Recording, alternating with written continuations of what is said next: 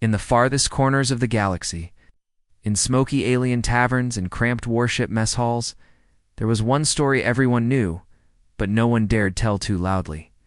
It was a forbidden legend, whispered in dark corners when no officers were listening. It spoke of humans, not the weak, fragile things described in the old records. No, this was different. The story said that humans were dangerous enough that entire fleets vanished trying to find them. The strange thing was, number one had seen a human in over 3,000 years. Some said they never existed at all, that it was only a myth told to frighten children. Others swore they were real but hiding, somewhere far away, waiting for the right time to return. Rix had always laughed at the legend. He was a young cartographer, a star map maker, working for the neutral science branch of the Galactic Council. His job was simple: scan deep space, record new stars, and avoid trouble. But trouble had just found him. He sat in the cockpit of his small exploration ship, the Vera, as its sensors scanned a cold, empty sector of space. The comms panel beeped. A weak signal was coming through. Strange, Rix muttered, adjusting the receiver. No one lived in this sector. There were no colonies, no mining outposts, nothing. The signal was faint, almost buried in static. He ran it through the translator. The system worked on over 2 million known languages, yet the result flashed on his screen: unknown language. Rix frowned and boosted the signal strength. Slowly, words began to emerge from the static. 3 words. 3 words that made his skin crawl. "We are back," they repeated again and again. His hands shook slightly as he checked the coordinates embedded in the transmission. It came from deep inside an empty region of space, one marked in the Council's maps as restricted, 19X. He had never seen that designation before. Curious, he opened the Galactic Archives. A warning appeared in bright red text: "Access denied. Sector sealed by order of the Galactic Council." Rix leaned back in his seat, trying to calm his racing thoughts. Why was this transmission in a language no one could translate? And why was it coming from a forbidden sector? His console chimed an incoming message. The holographic form of a council representative flickered into existence. The alien was tall, with silver eyes that seemed to pierce through him. "Cartographer Rix," the voice said coldly. "We are aware you intercepted a signal from Sector 19X. You are to delete all records immediately and continue your current assignment. Do not, under any circumstances, investigate." Rix swallowed. "May I ask why that sector is restricted?" The counselor's gaze hardened. "No, this is not a request, Rix. It is an order. For your safety. The galaxy." The transmission ended before Rix could speak again. He sat in silence for a long moment, staring at the dark void outside his viewport. His training told him to obey.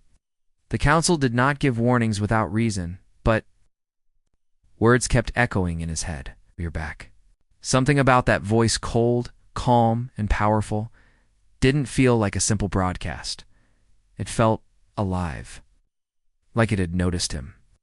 Against his better judgment, Rix pulled up his ship's navigation logs. With a few quick keystrokes, he altered his starship's route. The autopilot shifted course toward Sector 19X. Hours passed.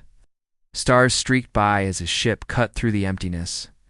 The deeper he went, the stranger it became. No chatter, no beacons, no signs of civilization. Just silence. Then movement. A massive object appeared on his long-range sensors, bigger than any warship he had ever seen. But it wasn't on any registry. It wasn't broadcasting identification signals. It simply drifted there, hidden in the darkness. Rix slowed the Vera, heart pounding.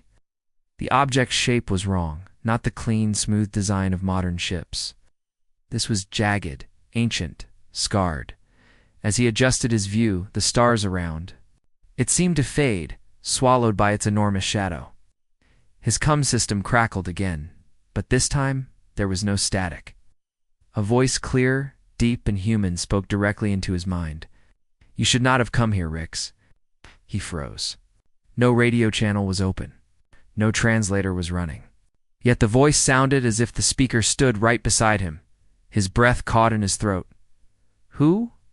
Who are you? The voice did not answer the question. Tell your council, the hiding time is over. Then the giant shadow began to move slowly, impossibly. It turned toward him. The ship's lights flickered. Every alarm in the cockpit blared at once.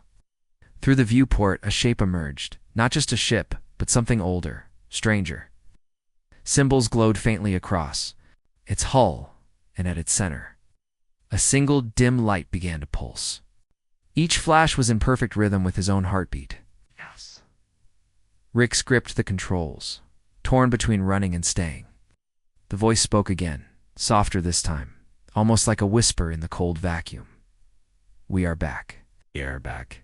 His ship shuddered, as if something enormous had just locked onto it. And in that moment, Rix understood one terrible truth. The legends were not myths.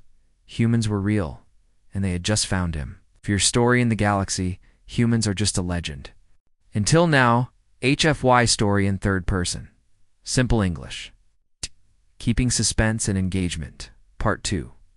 The first human hook. First 5 to 7 minutes, the Galactic Council's security systems go into full lockdown. The air is tense. Doors slam shut, and armed guards rush toward the chamber. Whispers turn to panic. A human? One alien whispers. Council leader Jorak stands, his long, scaled fingers gripping the edge of his podium. Bring it in, he commands. The guards escort a figure tall, broad-shouldered, wearing torn clothing that looks ancient compared to galactic standards. His face is dirty, his eyes sharp and alert. The aliens stare in silence. This is a human. The legend spoke of them as warriors, inventors, explorers, but this man looks like a survivor. Main story, his name, he says, is Captain Elias Rain. He claims to have been trapped in a forgotten sector of the galaxy for decades. He says humanity still exists, but is hidden. Councilmember Virel's tentacles twitch in disbelief. Impossible. Humans vanished centuries ago. We searched every known sector. Elias smiles faintly. Searched where you were allowed to. Search. The council chamber falls silent again. His words carry weight, a dangerous weight, Elias explains. Humanity went underground after the Great Purge. The galaxy had turned against them, fearing their unpredictable nature, but in secret. Humans built something greater than any empire, a hidden network stretching across worlds. The aliens don't believe him. The more he speaks, the more they feel a creeping fear. If he's telling the truth, humans are not extinct. They are waiting. Jorak leans forward. If this is true, why reveal yourself now? Elias's voice is cold, because you've awakened something you cannot control, and it's coming. Suspense ending for part 2. The council chamber shakes violently, alarms blare across the station. Ships are dropping out of hyperspace. They are not any design the council recognizes. The alien Senate Hall had never been this silent. Dr. Amara placed the black cube on the table. Its surface shimmered like it was made of liquid shadow. This is human tech, she said. It was recovered from the ruins of Tarvax 3 before. The city was destroyed. The senators leaned forward. They had all heard of Tarvax 3's mysterious fall. An entire war fleet had been destroyed in seconds. No one ever found the attacker. Karen tapped the cube with a claw. The surface rippled, and then projected an image. A man stood in the hologram. No armor, no weapons. Just calm eyes that looked right at the alien senators, almost like he could see them. My name is Elias, the man said. If you're seeing this, you've entered our territory. Turn back. The chamber erupted in whispers. They speak our language? How old is this recording? Turn back from where? There's no human worlds on the map. The cube flashed again, showing a series of planets. Some looked like paradise. Others were covered in black steel and glowing defenses. But none of these planets existed on any galactic star charts. This is impossible, a senator hissed. We've scanned every corner of the galaxy. Amara looked at them, her voice steady. You didn't find them, because they didn't want to be found? Karan's tail twitched. If this is true, humans are watching us. The chamber's great doors slammed open. A messenger stumbled in, pale and shaking. A message. It just appeared on our system. No transmission source, no signal trace. What does it say? The messenger's voice cracked as he read it aloud.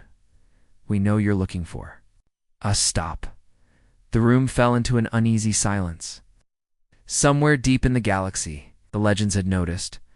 The hunters arrived. The Galactic Council had laughed at the idea of humans existing. Now they were sending hunters to find them.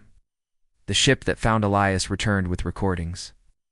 The footage showed his strange strength, his calm in danger, and his skill with old-style weapons. It spread across the galaxy like fire in dry grass. On Vroth Prime, bounty hunter Zarek watched the recordings.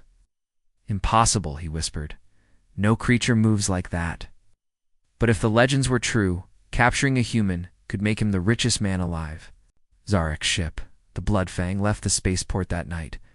He wasn't alone. Dozens of other hunters, pirates, and mercenaries were heading for the same thing. The galaxy had turned into a race. Meanwhile, Elias and Lyra had landed on a deserted moon to hide. The ruins there were older than any alien empire, massive stone towers carved with strange patterns. Elias touched the carvings. These are human markings. Lyra froze. How could humans have been here before? Ilias's answer was simple, because this isn't the first time we've been out here.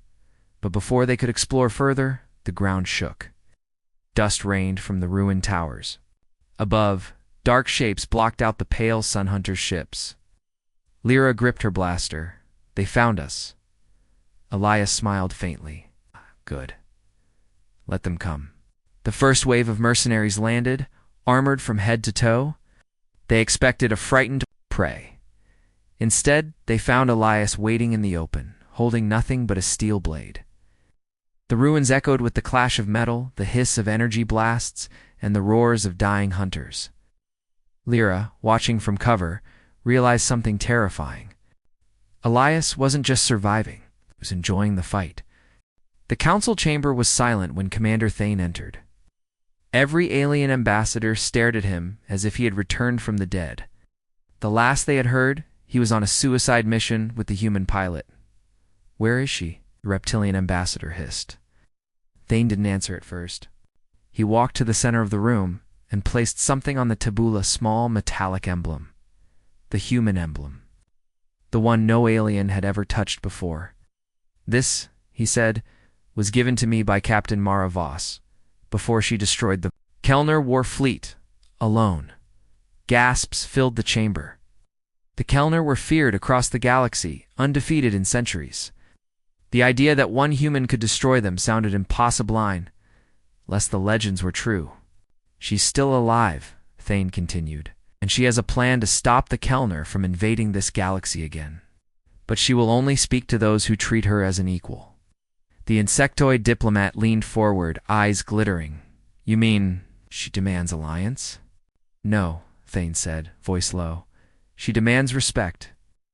Outside on the far edge of the galaxy, Mara's ship floated in the debris field of the destroyed Kelnar flagship. She was patching her hull when a strange signal appeared on her console. Not a threat, an invitation. A meeting place. But the coordinates were deep inside forbidden space. Mara smiled faintly. Guess the galaxy wants to meet its legend? What she didn't know was that the Kellner survivors had already placed a bounty on her head so high that even her new allies might turn against her. The legend had begun, but legends attract enemies faster than friends. The Galactic Council chamber was silent. Billions watched the broadcast across thousands of worlds. In the center of the room stood Commander Elias Voss, the last known human. His armor was dented, his face lined with battle scars, but his eyes burned with the same fire that had terrified empires in ancient times. Kara, the alien diplomat who had first discovered him, stood beside him. Counselors, she said, her voice trembling but strong, you wanted proof the legend was real. Here it stands before you. An alien counselor scoffed. One human does not make a species worth fearing. Voss took a step forward. The lights dimmed as he activated a small device. A 3D star map appeared in the air, glowing with golden lines. Worlds lit up, hundreds of them, stretching far beyond the known galactic borders. These, Voss said, his voice low, are human colonies, hidden, waiting. The chamber erupted in shock. Whispers turned to shouts. Some alien. Leaders stood in disbelief, others in fear. You thought humans were gone? Voss continued. You thought we were only a story? We let you believe that because it was easier than war. But now, he paused, looking around the room. You forced us to return, Kara whispered to him. They'll either welcome you or unite against you. Voss gave a small smile. That depends on what we do next. Suddenly, a council screen lit up with a red warning. Enemy fleets, an old rival of the humans, were already moving toward the core worlds. The legend of humanity had not just returned. It had awakened old enemies. The galaxy would never be the same again. Look for next season, the camera zooms out from the council chamber to reveal massive, unknown human fleets emerging from hyperspace. The legend was no longer just a story, it was a war.